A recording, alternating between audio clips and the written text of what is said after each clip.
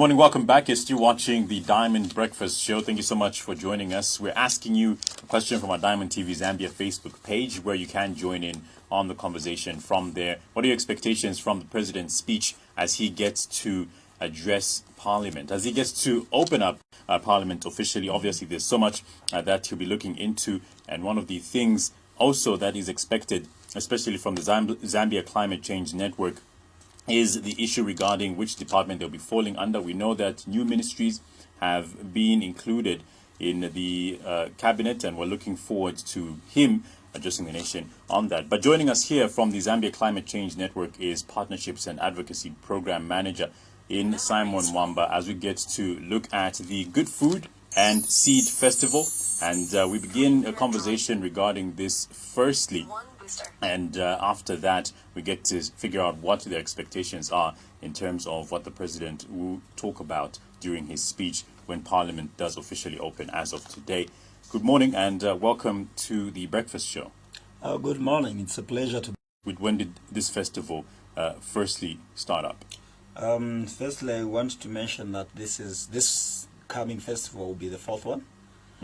So we are in 2021, and therefore 4 years down the road, we are talking of around 2017 down there. That's when the ideas started coming up, and that's when a consortium of civil society organizations came together to actually start appreciating the role of indigenous foods in terms of the nutrition that we get from the indigenous foods, and also looking at the cultural aspects that come with us having the indigenous foods, as well as their role in terms of maintaining biodiversity and ecosystems. So that's how far back this festival has come, so to say. And looking at the objectives of this particular festival, what exactly does the members of this particular consortium look at, and how is it basically organized, and when exactly does this particular event come? Usually we target the 16th of October, and for this year it will be celebrated.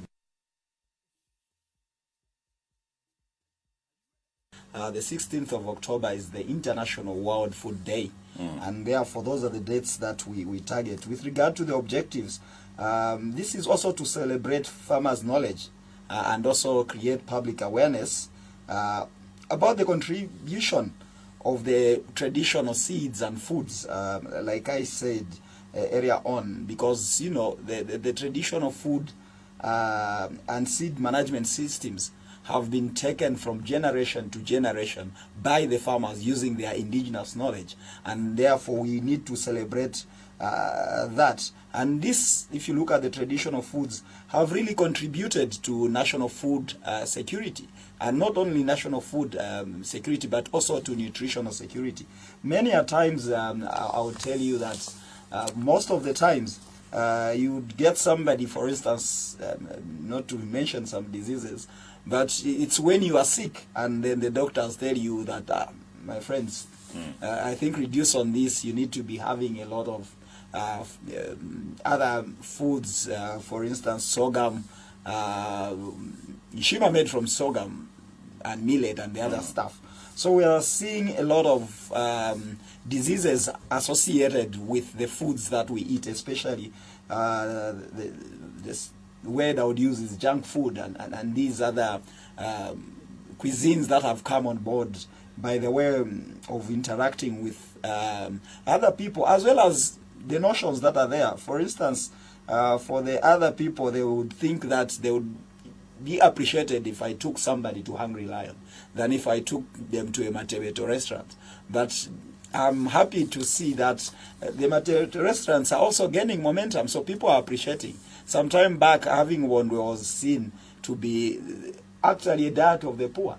But for those that have seen the results and the nutritional information is out there, they have started appreciating these foods. So that's one of the objectives. And the other one is also to just raise awareness, especially to the public, about the issue of sustainable food production. as well as sustainable food consumption. These two are related to the Sustainable Development Goals. So if you are talking of zero hunger, reducing poverty, and sustainable consumption, these are all interrelated to the SDGs, and we believe that this is one way we can contribute towards raising public awareness. And this is the reason why we encourage people that come to the festival to come as a family, come with the kids, so that they can also start appreciating the foods. Well, when we look at more on the objectives, obviously the stakeholders that are involved in it, but what are the main or your main stakeholders targeted for this particular event?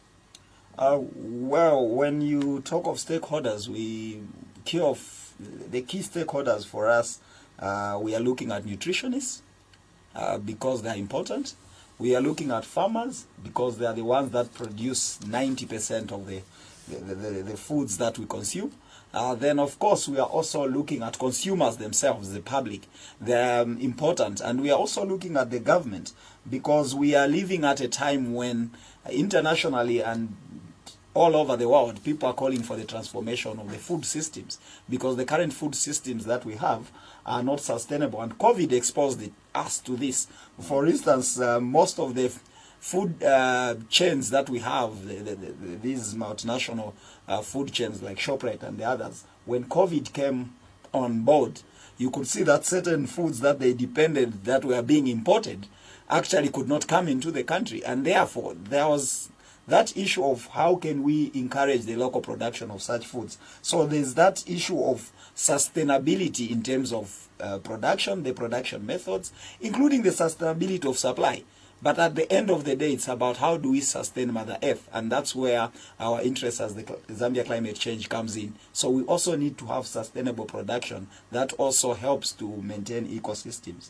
I believe that this is the reason why we are more of promoting agroecology practices, which is a term that other people would ask, what do you mean? We are talking about practices that celebrate indigenous knowledge, but that celebrate the science, but that also talk about healthy production that produces healthy food for the producers, that keeps the producers as well healthy, the consumers healthy, but also gives us a healthy planet that we need to live on. Well, you have mentioned that the Good Food and Seed Festival is an annual event, but when is the Good Food and Seed Festival going to be held, and who is invited, and where is the venue for this particular event, and how much is it going to cost for one to be a part of this event? Actually, just to remind you, it's called the Traditional Food and Seed Festival. The good is coming in terms of our explanation, but the actual name is the Traditional Food and Seed Festival.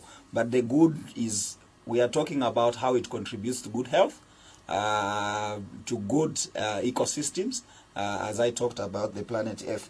But this event will be held on 15th and 16th of October, and the venue is the Nakatindi grounds and the Nakatindi Hall at the Civic Center here in Lusaka, and entry is actually free. So we want families to come together, the Ambuya, the parents and the children, for us to look at these foods. One of the key things about traditional foods and seeds is that they're not good only for your nutrition, but they also have medicinal properties. And this is why even our grandparents and our forefathers and foremothers have kept these, because before the drugs that we see came on board, they could also draw on the medicinal values of these indigenous foods. So those are some of the things. And within this, we also have a cooking competition where we have the winners and all that. But we also have entertainment, and we have Roberto and the Explosion Band being available to offer entertainment. That is on Saturday. That's when the festival gets into actually right gear. For Friday, it's more of the dialogue for farmers, and then interacting and exchanging knowledge, as well as seeing how farmers from different regions, we have 3 agroecological regions, as well as 72 tribes. So we are also celebrating the 72 tribes, so that there is that dialogue and sharing of information and engaging with the stakeholders like government. But then Saturday, that's when we open up and then have the fun, where there will be now music and all that. Well, Mr. Mwamba, thank you so much for joining us today on The Breakfast Show.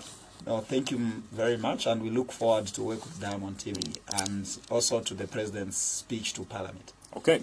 We're joined by the Partnerships and Advocacy Program Manager from the Zambia Climate Change Network in Simon Mwamba, looking at the Good Food and Seed Festival, which will be taking place on the 15th and 16th of October, where they're looking at having you be a part of that. So be sure to set a date with this particular event and be a part of it, as they're looking at traditional foods and why it is important to look back at them and how it provides good health.